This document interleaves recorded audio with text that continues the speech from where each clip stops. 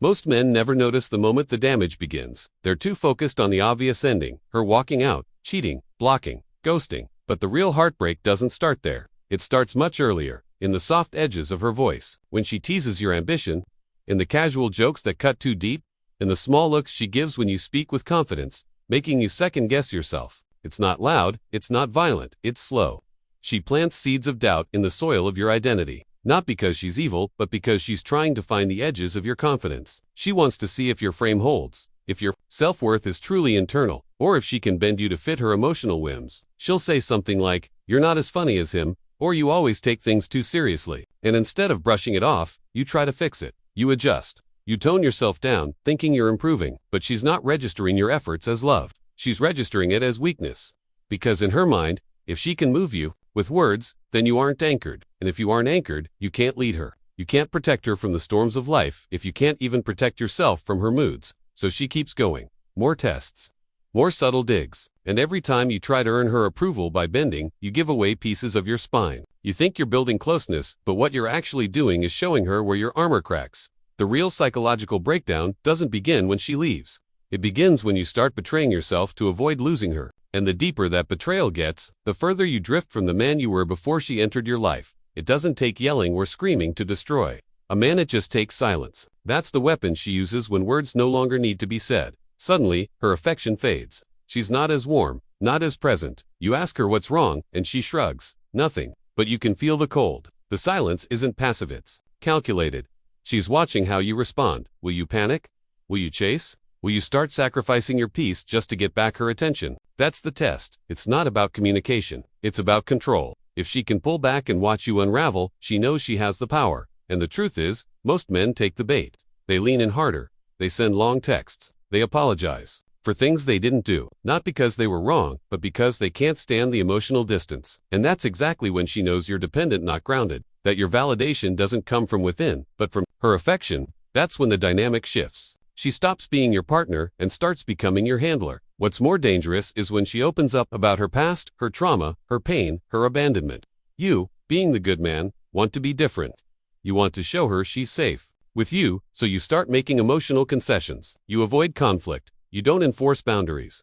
You justify disrespect under the label of she's healing. But in reality, you've been hijacked by her pain. You've handed over the steering wheel out of guilt. She never had to demand control, you gave it willingly, thinking it was love. But what you've really done is betray your own intuition. And that betrayal becomes the foundation of your downfall.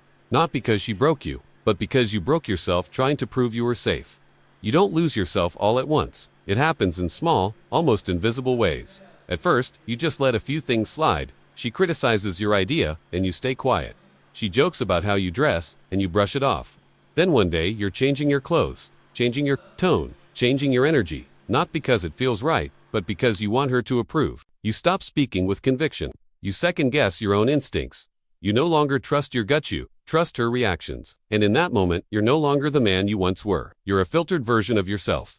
Filtered through her moods, her judgments, her emotional temperature. What's worse is she won't even acknowledge the shift. She'll act like everything's fine while your confidence is bleeding out. You'll start to notice that she only lights up when you're struggling, when you're doubting, apologizing, unsure. Your wins don't move her, but your stumbles give her room to assert dominance. Suddenly, she becomes the expert on your life. She knew that idea wouldn't work. You should have listened to her, and instead of brushing it off, you absorb it. Her voice replaces your inner voice. You stop making bold moves. You stop trusting your vision.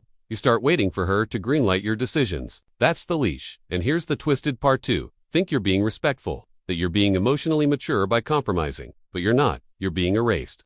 One boundary at a time, one opinion at a time, until the man who once led with strength now follows with hesitation. You become the guy who lives for her mood swings, hoping she's in a good one. That's not love, it's submission, and she doesn't respect it, because no woman stays in love with a man she can emotionally control. She doesn't wait for a calm moment to test you. Her chaos shows up right before something important, an interview, a business deal, a family event. That's when she starts acting cold, picking a fight, pulling away. It's not random, it's instinctual.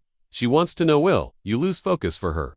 Will you abandon your purpose just to chase her emotional storm? If you do, you've already failed. Because the moment your mission becomes secondary to her moods, she stops seeing you as the man. You might think you're being attentive, but to her, you're showing weakness. You're proving that she can shake your foundation whenever she wants. This is how the psychological breakdown deepens.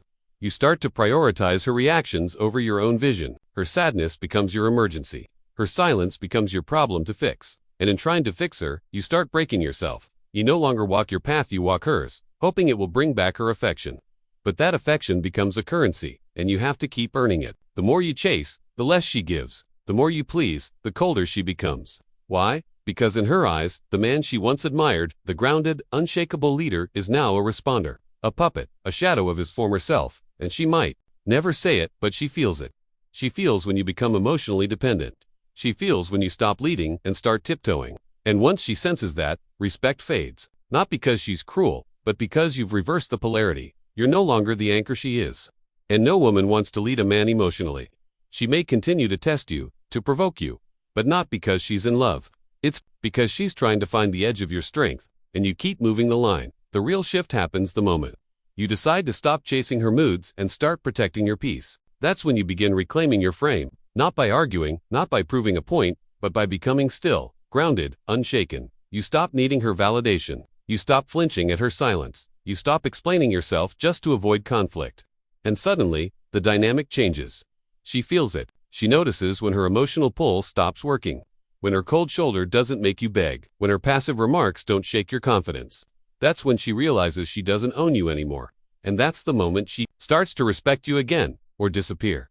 Because here's the truth. Women test you. Not because they hate you, but because they need to know you're real. Not just strong when things are easy, but unbreakable when things get messy. She wants to know that no matter how emotional she gets, you won't fold. That her storms won't shake your foundation. And if you pass that test, if you stay calm, grounded, focused, she sees you differently. She stops pushing. She starts softening.